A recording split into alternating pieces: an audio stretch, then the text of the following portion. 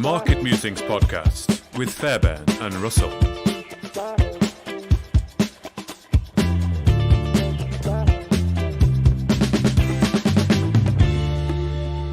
Hello and welcome to the Market Musings podcast, where today from Romios Gold we have the president, Stephen Burega, joining us as our guest. Stephen, welcome. How are you?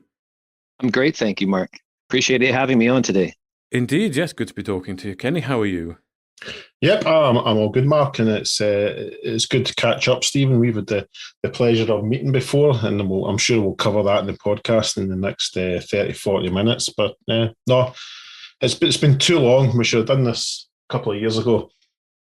Well, I'm glad we're getting the opportunity to chat today. That's for sure. Definitely.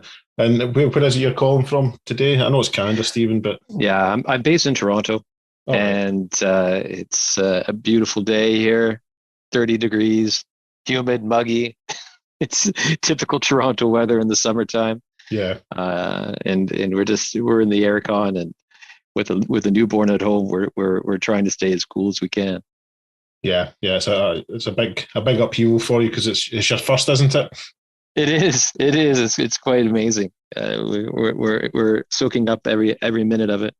Yeah. Who knew you could love a little human so much? It's absolutely wonderful. We're absolutely enthralled, and little Ollie's doing great. Good stuff. And what's quite bizarre, Stephen, I think we're exactly the same age, and you're just welcoming your first child into the world, and I just found out last week that I'm going to be welcoming my grandchild into the world. So it makes me feel really old. So it does now. Definitely.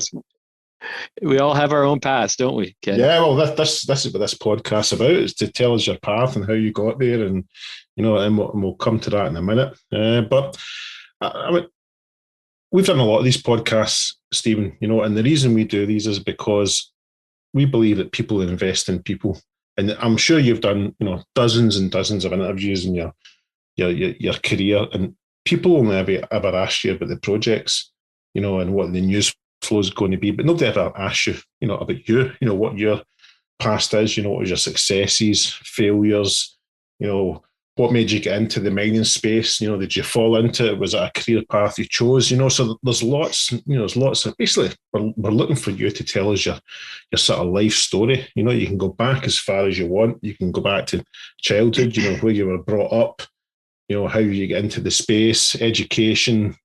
It's really up to you. Probably, for the next 10, 15 minutes, you can just tell us all about yourself. And, if there's anything interesting, myself and Mark I'm sure there'll be loads that's interesting, Stephen, but I'm sure we'll jump in if there's anything we want to focus on. But really, the floor's yours for as long as you want.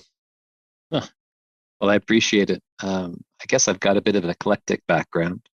I've been working in this business for 15 plus years now, being the natural resource business. Not simply mining exploration, but I've spent some time on the offshore oil and gas, onshore oil and gas.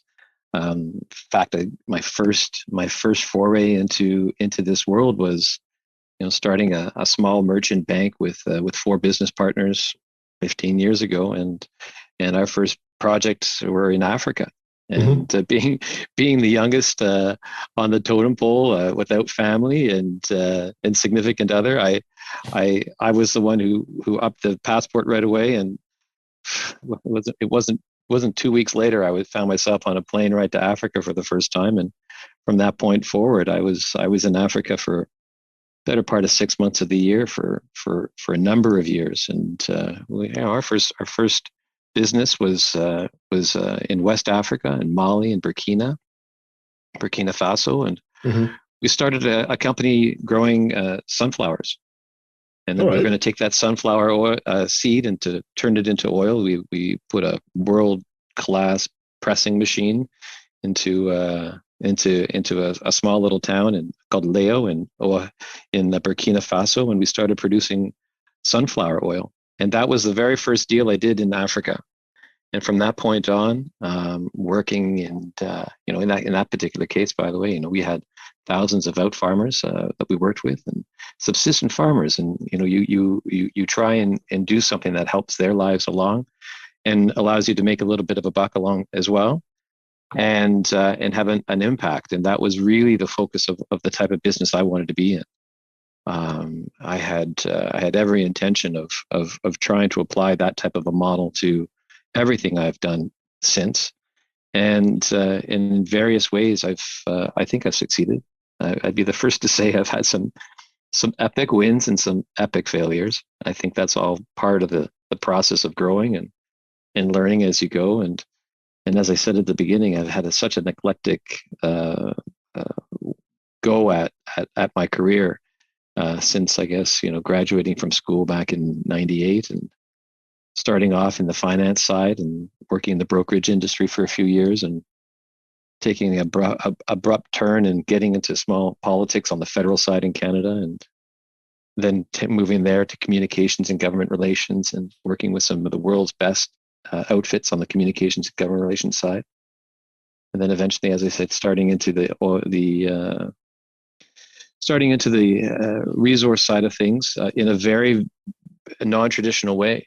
I guess, I could have aimed to be a director of communications or corporate development right out of the gate with a junior or within the system of the senior system.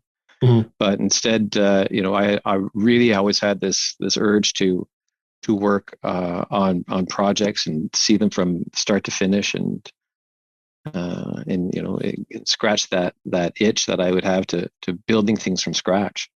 And I had absolutely amazing experiences all the way through. I mean, Africa is one of the most beautiful continents, and I've had the good fortune of traveling around the world now, and the context of working in Africa, I think is applicable across the line. I don't think you say you work in West Africa, the French Africa, or you work in East Africa or South Africa, Central Africa. I've visited and worked in many, many countries across the continent now, and there's just a general, I think, appreciation that I have for the culture and the people, and it's wild. Yeah, I think what's key with Africa is that you've got to build that relationship with the people, because you ultimately you've got to engage with them and the local tribes to make everything work, and to get everything signed off, etc.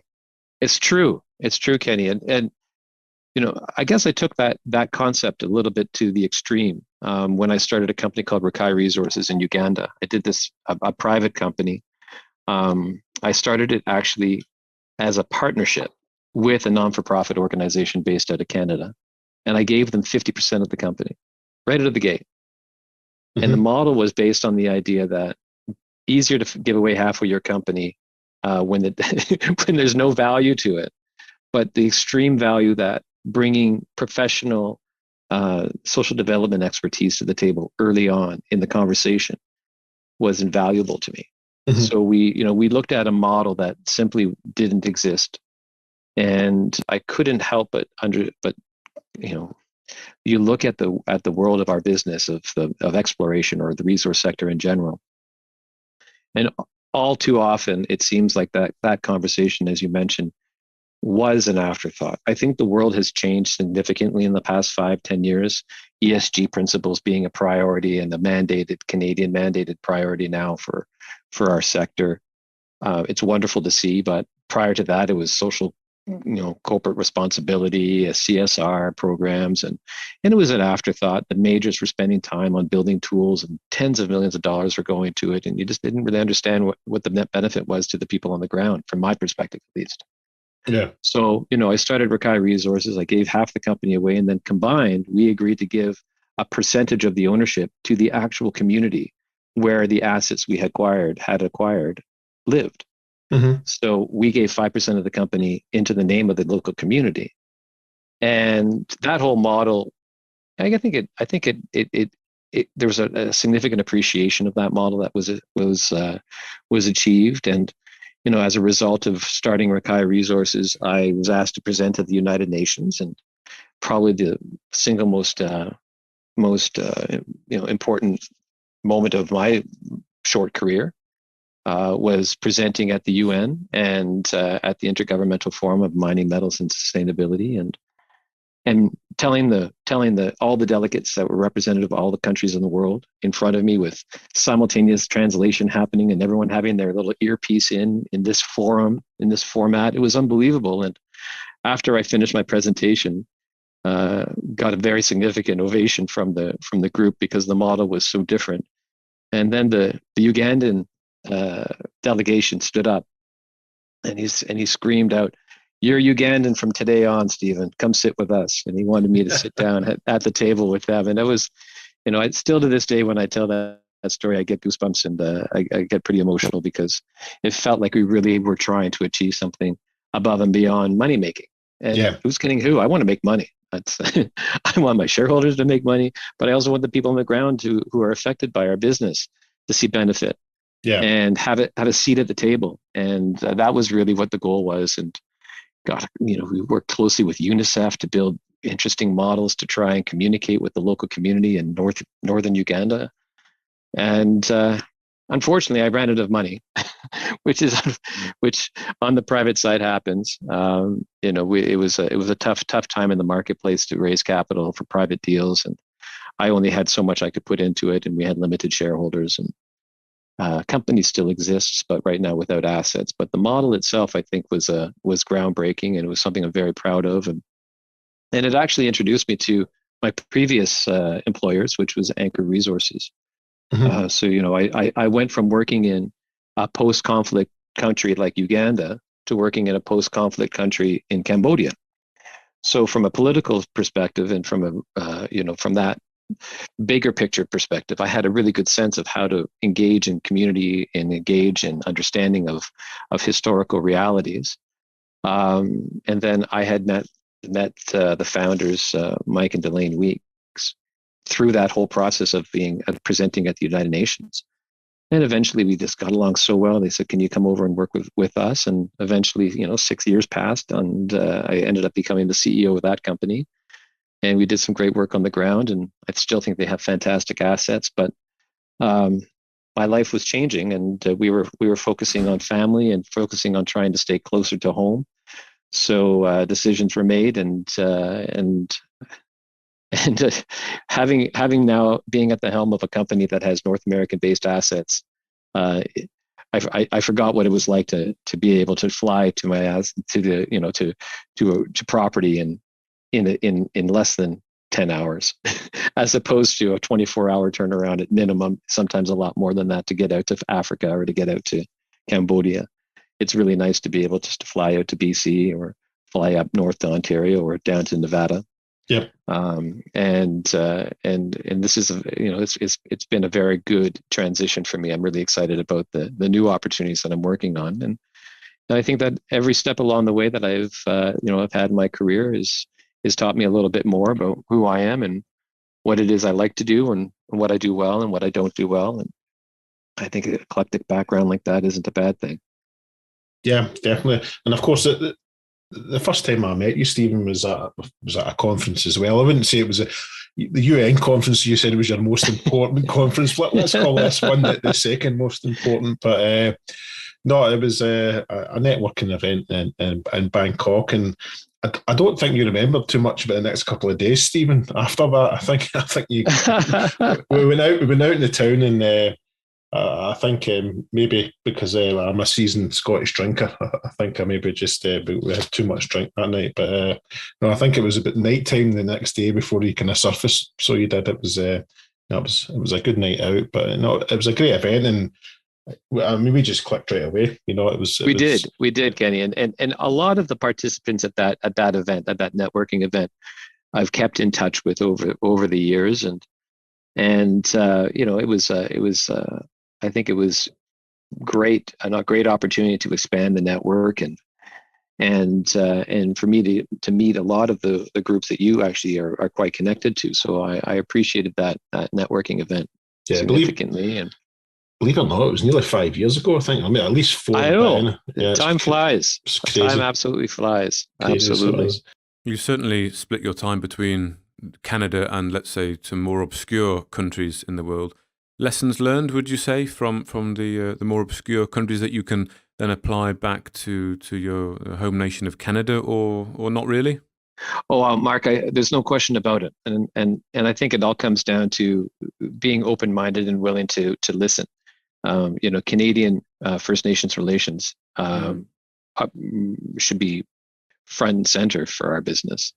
And when it comes down to the mining exploration game in particular, explorationists, geologists are your first line whether you're in the jungles of Cambodia or Papua New Guinea or anywhere, any remote area in Africa.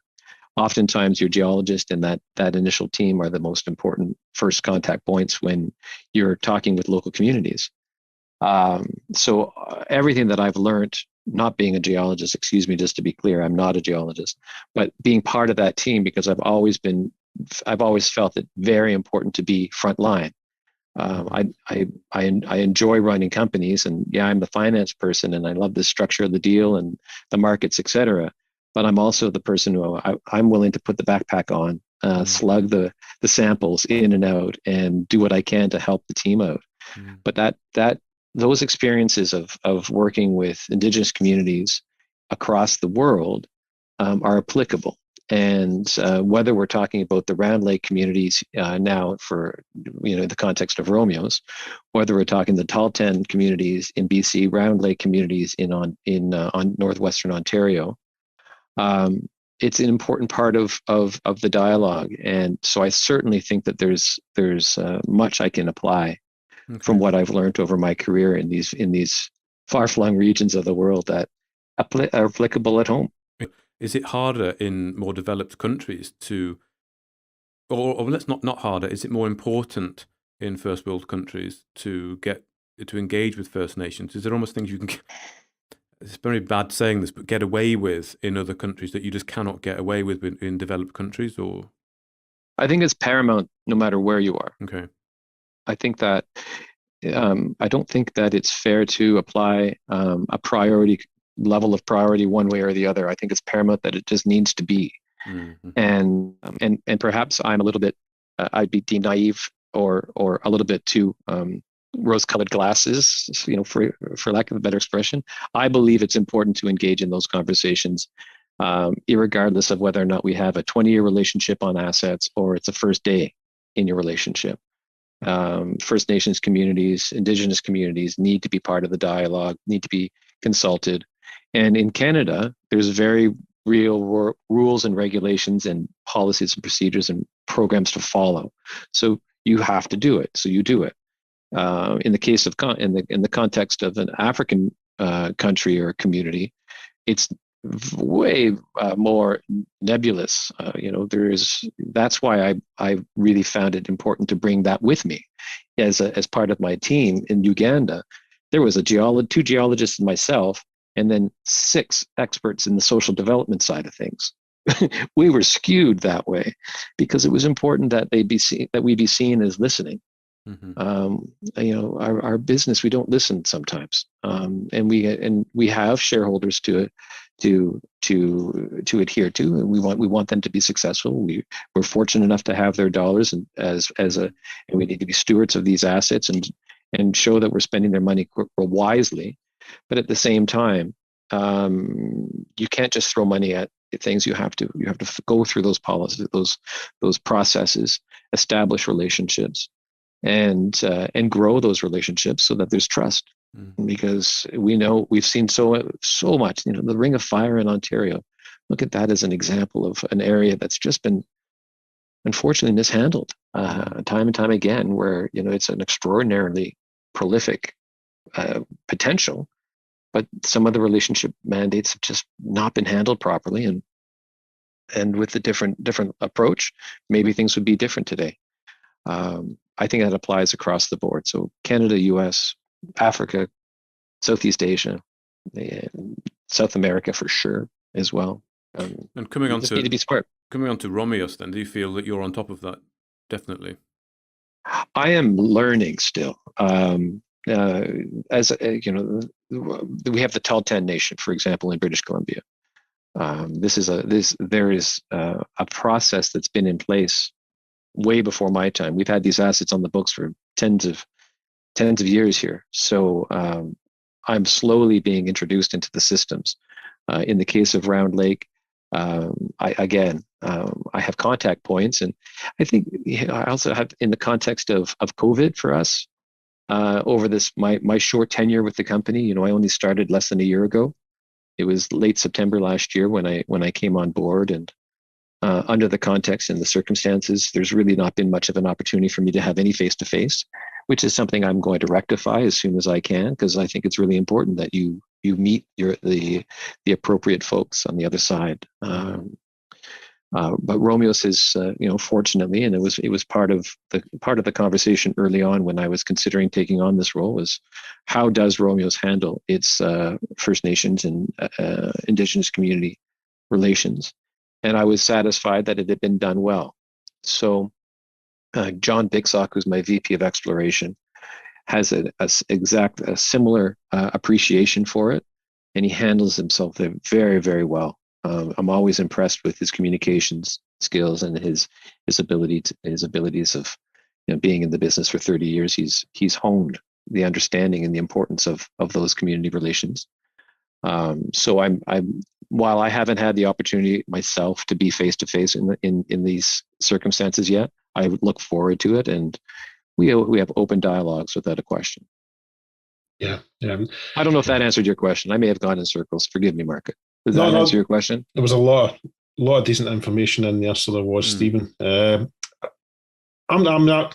I've obviously done a bit of research in Romios. I mean, it seems to have been about forever. I'm going to say 25 years, Stephen. Is that 27 to be exact? 27. Yes. Yeah. I mean, that's probably, for a junior explorer to not be renamed. Has it always been called that, or has it had a new badge? That's weird. It's really weird. It's an anomaly. There's no question about it. It's not your typical scenario. Longevity in the exploration business is not a common thread. You're either successful or you're not. And then, like you say, it's rebranded, rolled back, restructured, all of these things, and onto a new process. And Tom Drivas, who's the founder of this company, who founded the company 27 years ago and is our CEO. And chair of the board. He did an extraordinary job of spotting early day opportunities. When I came on board, I keep on trying to find a better term for it, but I can't. Are you guys familiar, if your car butts, the idea of a barn find? So, your favorite car, let's say it's a 1987 911. That's the one you wanted. You've been looking for it your entire life. You find it in a barn in the middle of a field with 3 inches of dust on it, and it's in perfect nick. That's a barn find. Mm-hmm. And to me, it feels like some of these assets that we have within the company, within Romios, are barn finds. For example, SCOSA, and we'll get into some of the more fine details around SCOSA. In Nevada-based former producing mine site, we've had it on the books since 1999. Yeah. The last time drills turned was in 2006. Now, the results that we had down at SCOSA, which were bonanza grade results, that was from a drill program in 2000 when the price of gold was, meandering $400 or $500 an ounce. But we had 3.35 meters of 180 grams per ton gold on our one of our diamond drill holes. And we had another close to 2 meters of 268 grams per ton gold. And we had 1.5 meters of 62 grams gold and 73 grams silver. Extraordinary results. If I came out with those results today, I think the market would pay attention. But the fact that this was an asset that those results now are 22 years ago. Maybe you should twin the hole, Stephen. Just go back down there again. Well, this is it. So we are, and this is going to be a major focus for the company. And part of the reason why I was brought on board was to take a look at the company assets with a fresh set of eyes and make some hard decisions. Because the reality is that we cannot be everything for all assets. Across the board right now, we have, I believe, 3 companies within Romios. I think we have assets enough in the Golden Triangle to support a company. We have over 400 square kilometers of claims along the southern boundary of the Galore Creek asset that's co-owned by Teck and Newmont 50-50, and it's one of the largest undeveloped copper gold porphyry targets in the world, series of targets in the world. We have three copper gold porphyry targets of our own, two of which are untested, and one of which is having IP shot this week. So I'm very excited, and we can talk about that a little bit in detail. We have another large package of claim blocks in northwestern Ontario that surround Newmont's Musselwhite mine. So that's north of Pickle Lake. And at the end of the day, again, this is a big property, huge potential along the Greenstone Belt. There's only two players. There's Newmont and ourselves. And John Bixock, my VP of exploration, was one of the senior geologists at the Newmont mine for 15 years, a good portion of his career. So he understands that Greenstone Belt better than most. And then, of course, we've got these two big assets down in Nevada now. And, Mark and Kenny, I think when I look at the company, I see a number of different components to it. I see our structure. I think we have, when you look at our current issued shares, we have 236 million shares outstanding. Fully diluted, we have 262 million shares outstanding. And that number, I think, scares people, especially when they look at, as you just rightly pointed out, Kenny, this idea that most exploration companies, they have a kick at the can. If they're successful, great, they move on. If they're not, they're restructured, they're repurposed, and a new set of assets are put in. Romios has had these three core groups of assets on our books for 20 plus years.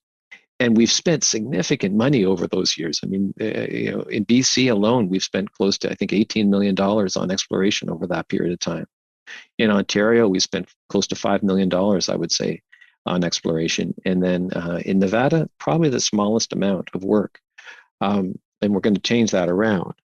So when I was brought on board, and I'm going in circles here, but the reason why I was brought on board was to figure out how can we structure this company in a way to reintroduce it to the marketplace, because it appears that the market has forgotten about Romios. So we need to reinvigorate our market. We need to get a healthy trading scenario moving forward. So we have to do something about being able to buy and sell when people want to.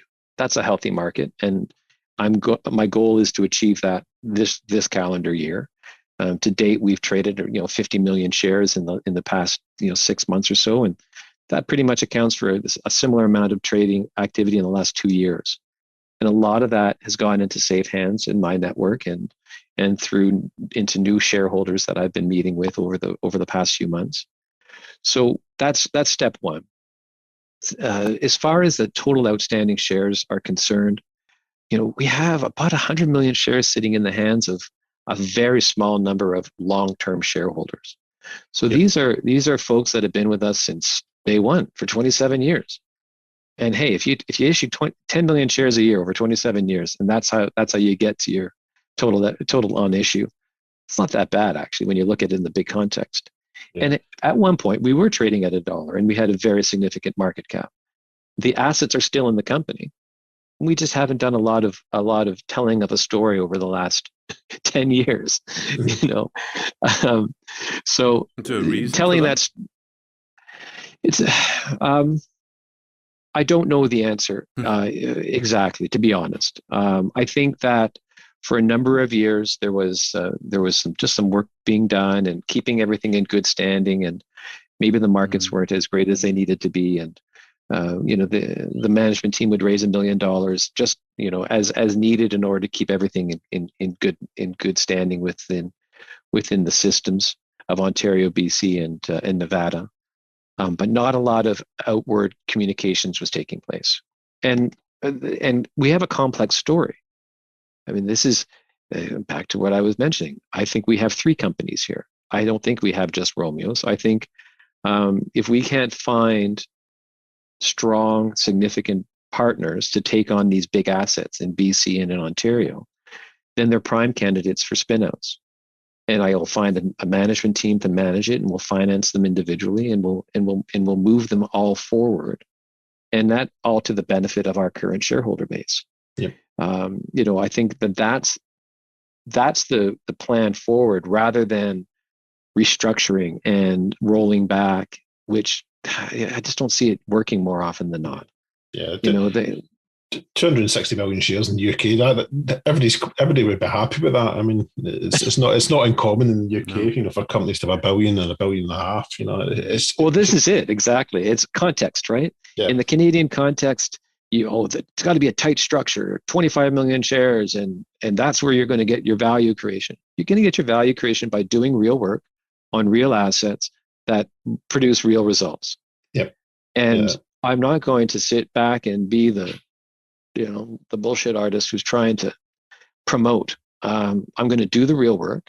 I'm going to tell you what I'm doing. I'm going to tell you I did it. I'm going to show the results. And hopefully luck's going to be on our side, because it does take a lot of luck in these cases. A lot of smart people making sure that we're pointing drills in the right direction. But you need a little bit of luck in this business.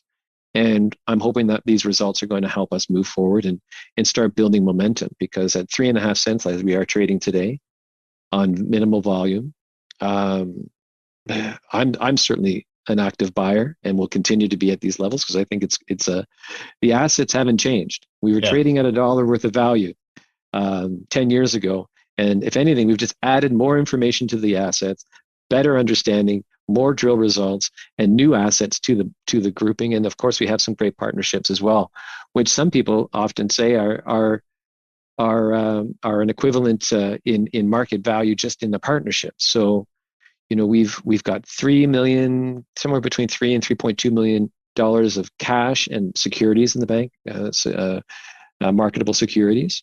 So as our market cap stands right now, we've got almost 40% of our value just sitting in cash in securities.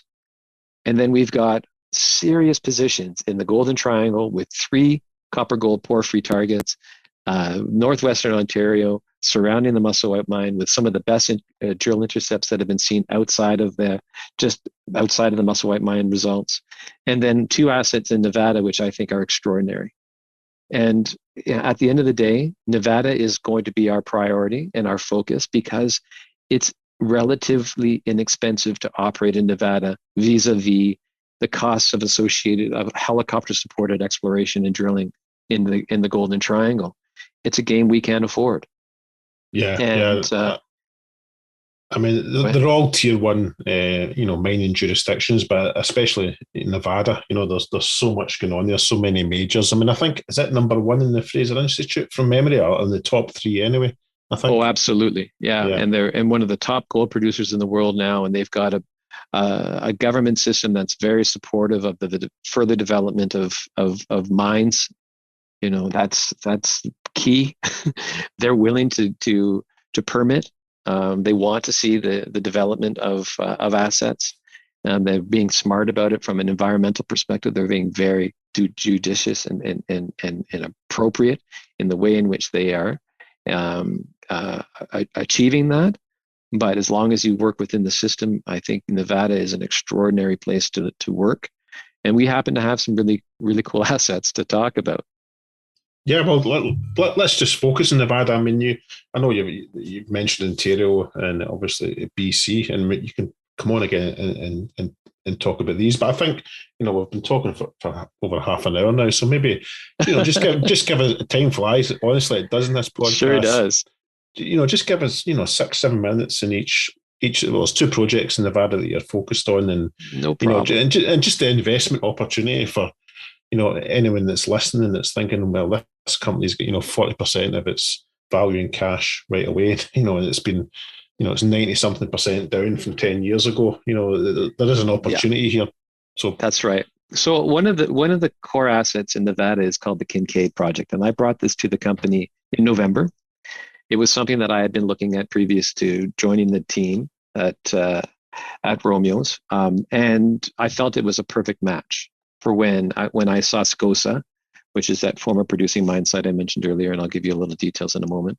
It was a great match. And if we were going to focus on Nevada, I thought having a early stage greenfields opportunity, early stage opportunity like Kincaid, married against something that was, former producer drill ready, permitted, ready to go in COSA. That was a great match.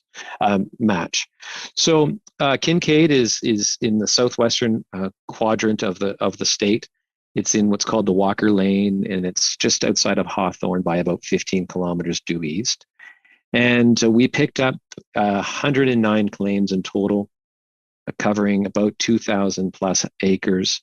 And, it's accessible. So as I mentioned previously, I mean, you fly in, fly out in BC, you fly in and fly out in Ontario. Here you drive to your property, and there's a highway that is a kilometer from the base of the claim block, and you can drive your four-wheel drive machines all throughout the property, and it's exciting. I've been to property back in April, and to date, we've identified dozens of targets. When we first approached and did a deal on the first 9 claims, we did so with a local geologist, and it was over top of 2 former producing mines that are on the property. One's called the Montreal Gold Silver Mine, and the other is the Montreal Silver Mine.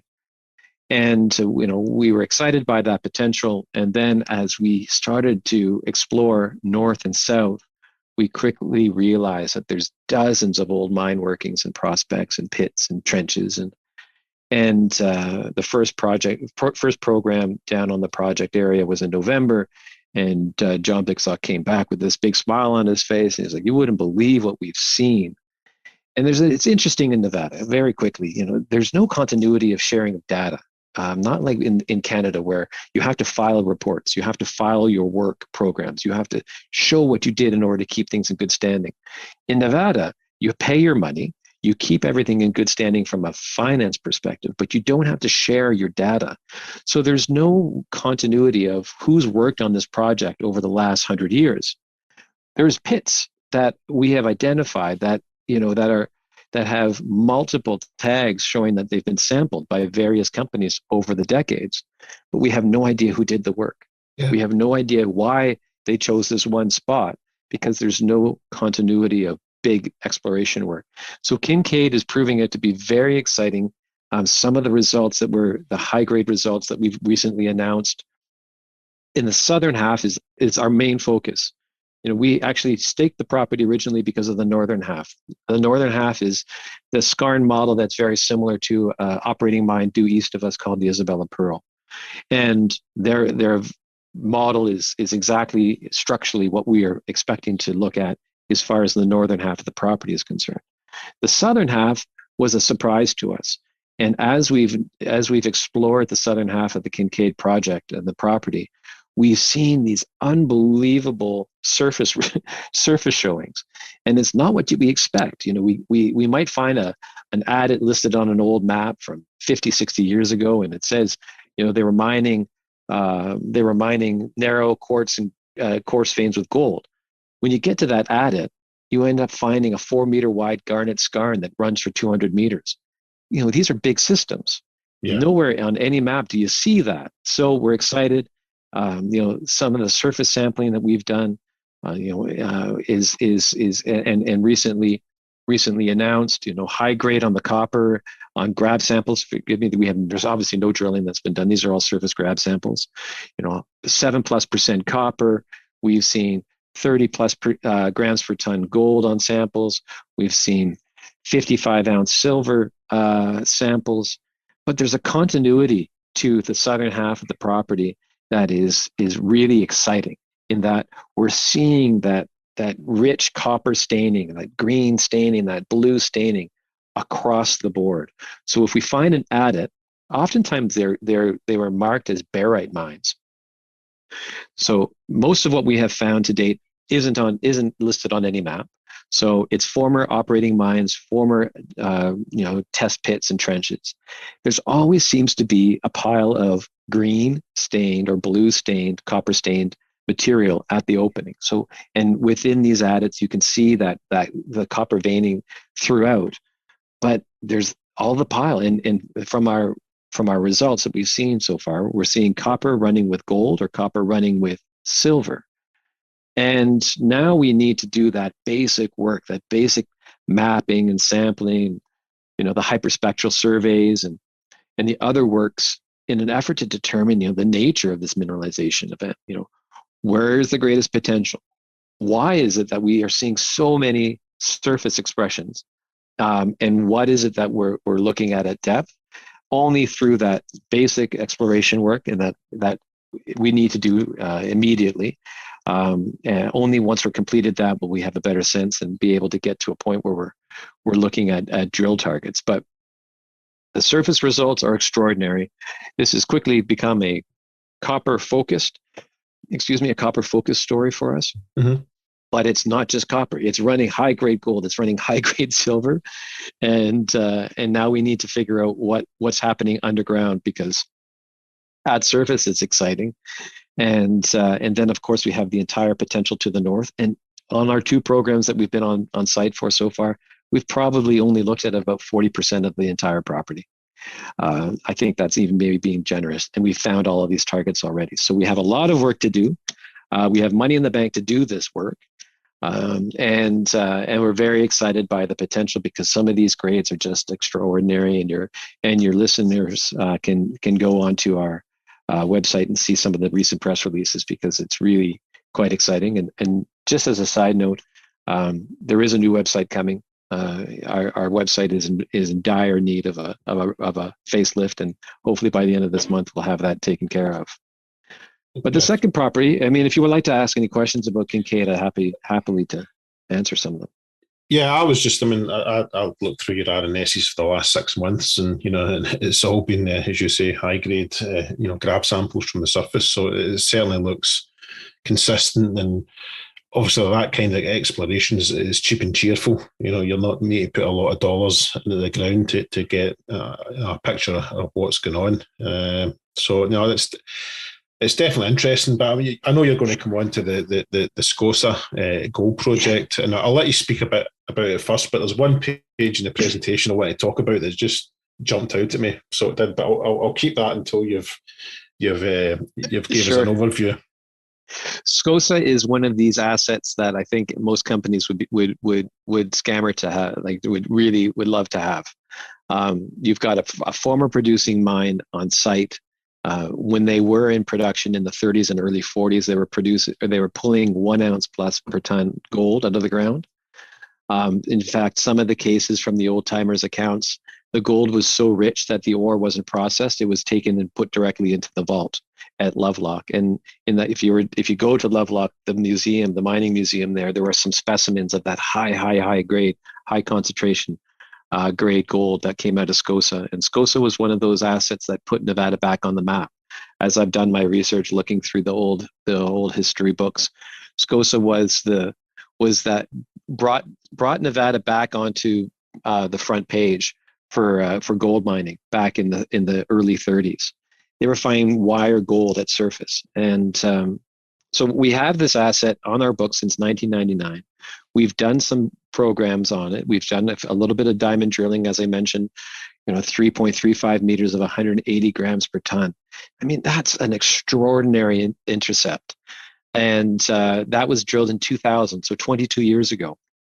Yeah. And we haven't put a drill rig back since 2006. Now, the idea there is that in 2004 and 2006, there was some RC drilling done. They were quite deep, the holes. And the model was, okay, so if we're going to go, let's see how deep we get them, go 600-700 meters down and see if we intercept those veins. And they did, but they weren't mineralized. So, with the luxury of time and analysis of all of the regional plays, what we're looking at now is identifying something called the boiling zone. And that boiling zone is, there's very, very specific type of material you find in a boiling zone. It's this tabular quartz material that when you see it, you understand that it's very indicative. And what happens is that the fluids come up and forgive me again, I'm not a geologist. I try and keep it simple. The fluids come or as they're coming towards surface, they hit a certain point where the pressure changes. And as that pressure changes, it boils, and the gold and the silver precipitate out, and they come into concentration. And that concentration creates these verticals of highly concentrated areas of gold and silver. And we believe that that's what COSA is. So we're going to get back to SCOSA this year. We're going to drill a fence of holes up the side of the hill, and we're going to try and intercept that boiling zone. Now, when they originally were mining at SCOSA, they only mined down 400 feet. Models of the SCOSA, or of this boiling zone model, typically are 1,000 feet, even up towards the 1,500 feet of vertical mineralization. So we're quite confident, especially given our historic drill results, that we're going to be able to intercept that high grade material again. But this is something that's going to take a little bit of time and work, because we have our ongoing work programs for the summer in BC on our BC assets, because that window was so tight, July to August, and that's it. And then the snow flies again. So this work in Nevada is going to start in September and run through to the end of the year. Excellent. Yeah, sorry. Go ahead. I was just going to say, that's a quick snapshot. I mean, I could get into the grades and the material and so on, but that's really. Yeah, we'll keep that for another podcast or an interview, Stephen. But I mean, there's something I just want to point out to people that are listening at the moment. So there's a lot of presentations on your website, and the one that I downloaded for the Nevada projects is 53 pages, and I kind of thought, oh no, this is going to take forever to go through. But I mean, it's an easy read. But you get to page 46 of the presentation, and there's a statement that says, the Sleeper Mine, this is for the SCOSA gold project, the Sleeper Mine produced 500,000 ounces of gold from a vein 1 foot wide, 140 foot long, and 70 foot high. And I've read that about 5 or 6 times, and maybe it's 50,000 ounces of gold. Maybe it's just a typo. Is it a typo, or is it? It's not. It's not a typo. So the Sleeper Mine is due north of us by, I think, 75 kilometers or so, maybe 100 kilometers. And the Sleeper Mine is a fabled mine in Nevada, because it had this high grade colloidal gold ore. And if you do download that presentation, you'll see a picture of what it looks like. That material was so rich that it produced 500,000 ounces in that small vein area. The gold that was produced out of SCOSA that was pulled out was that rich. It was over an ounce per ton, and plus. So there's every reason to think that we should be able to find more. But it's, we need to do the work now. We need to get the drill rig back. But that's exactly the example of why it has excitement in my eyes, because regionally speaking, in northwestern Nevada, there are examples of this high grade material coming out of the ground. And we know historically that SCOSA had that as well. Yeah, and there's some cracking pictures in that presentation as well. I'm just looking at them while you were talking there. I know it sounds quite daunting, a 53-page presentation, but it's not that bad. You soon get into it, so you do. Actually, I prefer that. I'd rather have too much information than too little. Well, Kenny, that's why it's there. When I do a presentation with investors, I keep it to 20 minutes and 25 slides max.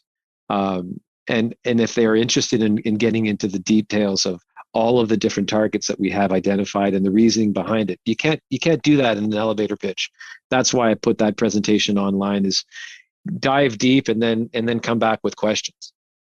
Yeah, definitely.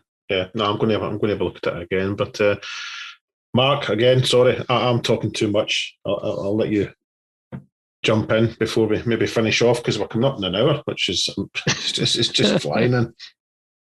Yeah. No, I'm happy. I was listening there, and it's all sounds good to me. So I've got a good snapshot there. Yeah. What about the 60-second challenge? Should we put them in the spot, Mark? If we can manage 60 seconds, that's probably literally all I've got left.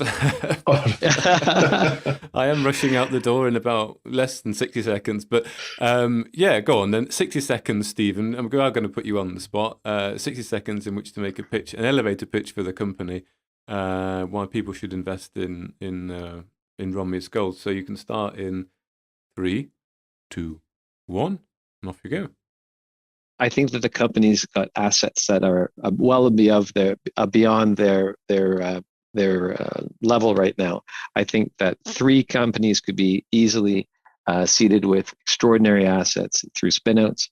If we can't find strong partners to take on the BC and Ontario assets, I think our market capitalization is sitting around $8 million with $3.5 million in the bank in cash and securities is a strong indication of we're not getting value for these assets currently. So I hope taking all that into account, that some of your listeners consider a position in Romios Gold.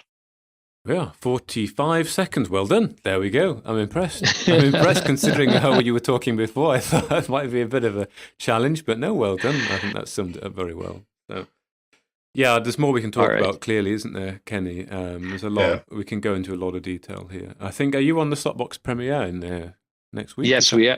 That's right. Okay. So, I'm very much looking forward to diving deeper into the Nevada assets.